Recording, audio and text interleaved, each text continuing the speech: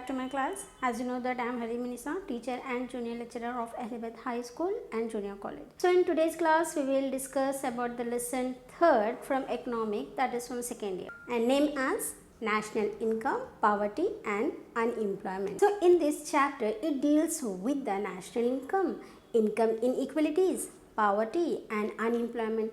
Here the trends in national income and per capita income in India can be studied as a part of national income. Exactly. So apart from these trends in sectoral contribution of national income and the share of public and as well as the private sectors in GDP have also been dealt with this chapter only. Exactly. So now we will discuss about the causes and the remedial measures that pertaining into the inequalities of income and wealth are examined in this lecture only. So this topic highlights the twin problems of our country, that is poverty and unemployment, and their causes and consequences and the remedial measures to overcome with them. Okay, so here to understand better the impact of the development exercise on the economic and the welfare of the people in a proper perspective, it is essential to know the gains of the economic growth in developing countries like India, and here India are distributed and which the economic groups benefit with the increase in income. So here the distribution of income does not become the more equitable. Then here one has to know the causes of disequalizing the growth and its remedial measures. So here for this first we have to discuss about a backdrop of national income study. So in this here the national income trends, especially the changes in gross or net national product and the per capita gross or the net national product and sectoral distribution of gross or net domestic product adequately reflects the progress of the country. So after this here as per the National Income Committee in 1949, here the national income estimates the value of commodities and services also that turn out during the given period counted without duplication. So here the national income measures that the value of goods and services were produced in a country during a particular year. Here the national income is a flow but not a stock. Exactly. So whereas the national wealth measure the stock of the commodities, here the national income is a flow but not a stock, whereas a national wealth measure the stock of the commodities held by the nationals of a country at point of a exactly particular time. Okay, so in India the national income estimates are related to the financial year, that is from April to March 31st. Okay, so here the number of specific MTs were made for the estimating national income in India during pre-independence era. So here the several estimates of national income were prepared in the British period. Committee consists of the Professor P.C. Mahabaluni. So here the base year had been changing over the decades, and recently the CSO has introduced a new series on national income with 2004 to 2005 as the base year. So here the national income includes the contribution of three sectors of the economy, and that is primary sector, secondary sector and tertiary sector. Here in primary sector the agriculture, forest and fisheries will be there, and in secondary sector that is industries which deals with the manufacturing, mining and construction, and in tertiary sector the trade, transport, communications, banking, insurance, real estate, community and personal services will be in tertiary sectors. Okay, so after this now we will discuss about the trends in national income and per capita income in India.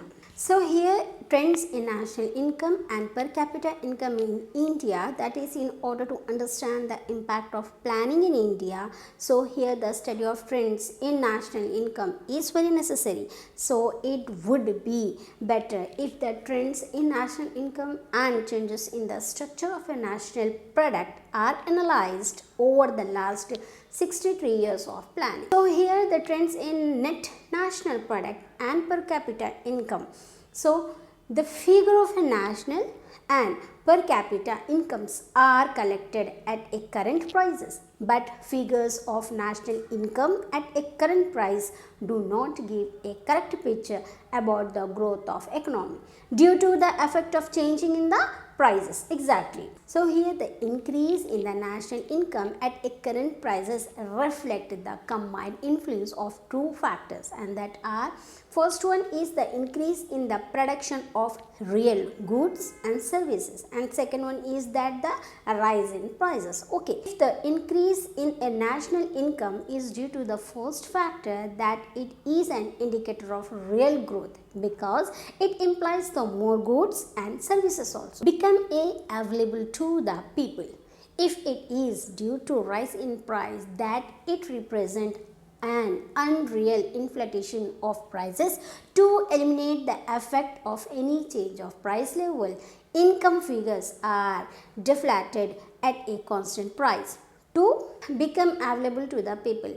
If it is due to the rise in prices, it represents an unreal inflation of the national income in a money terms. Okay, so here the consequently the national income figures are deflated at a constant price to eliminate the effects of any change of price level during the period. So here the national income figures at a constant price that become the comparable, but they conceal the population effect.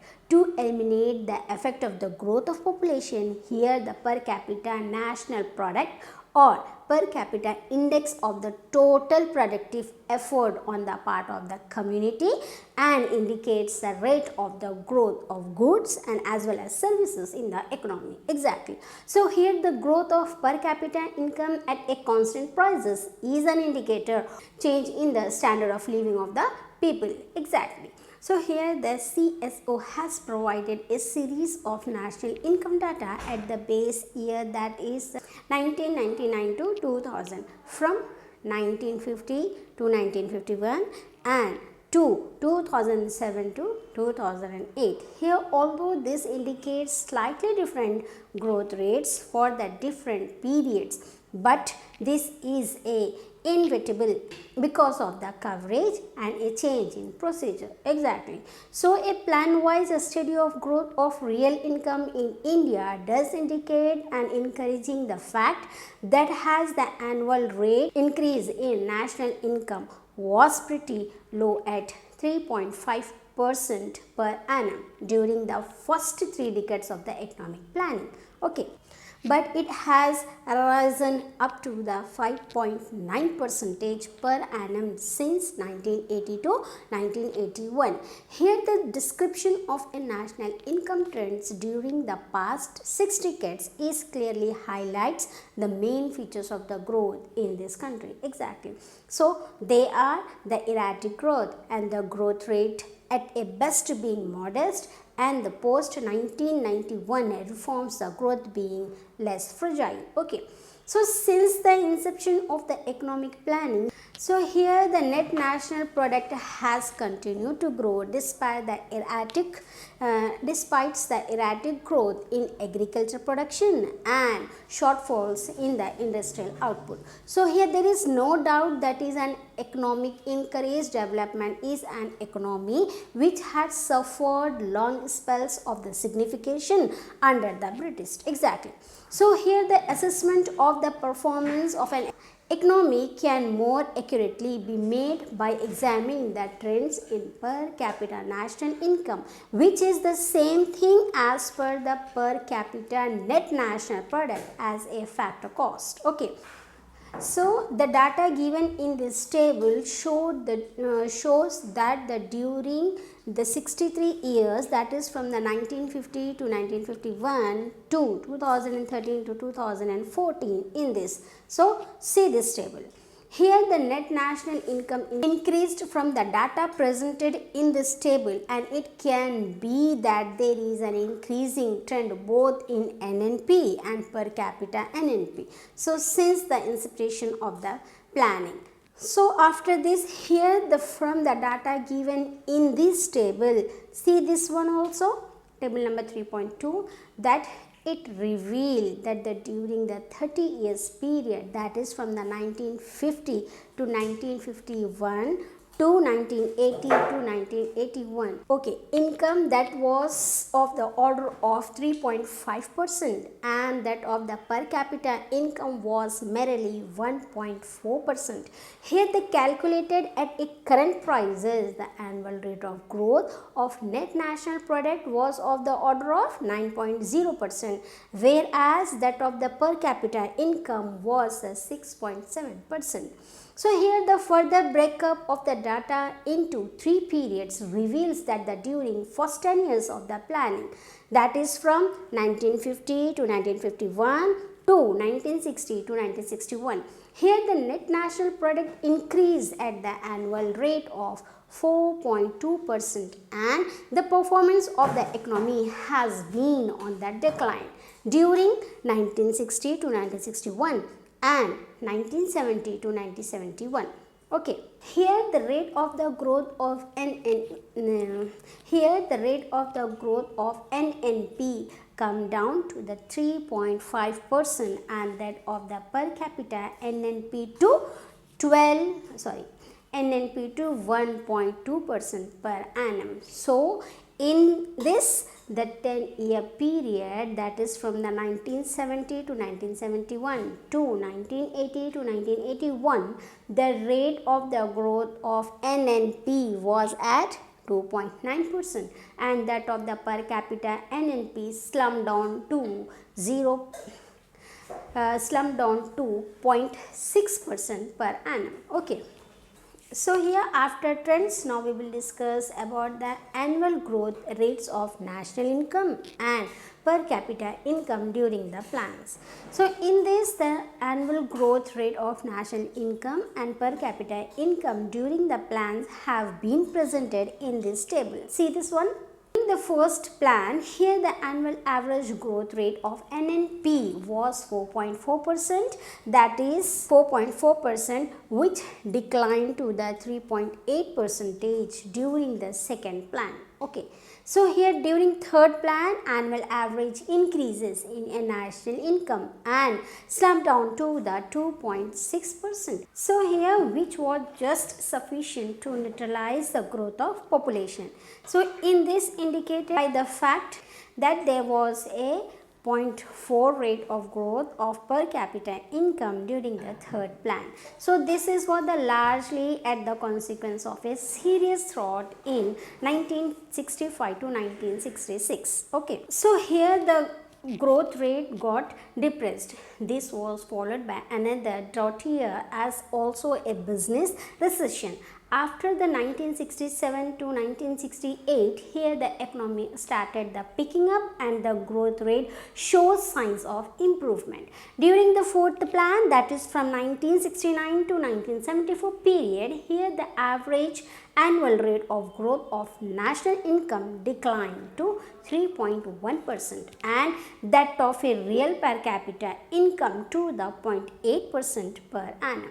So here the sharp increase in the price during the years 1972 to 1973 and 1973 to 1974, and here the shortfalls in the production on account of the lower utilization of capacity, where the principal factors are responsible for a lower growth rate during the fourth plan. Get it? So here at last on viewing the performance of the economy is from the year 1950 to 1951 and 2012 to 2013 in the light of the goal set out in the first two plans, and it turns out to be the disappointing. So here the rate of increase in per capita and the national income product has not only remained low, but despite the 6 decades of economy planning is still unsteady and erratic. So here there were years of spurts in the per capita net national product, but there were also some years in which it either declined or remained the constant.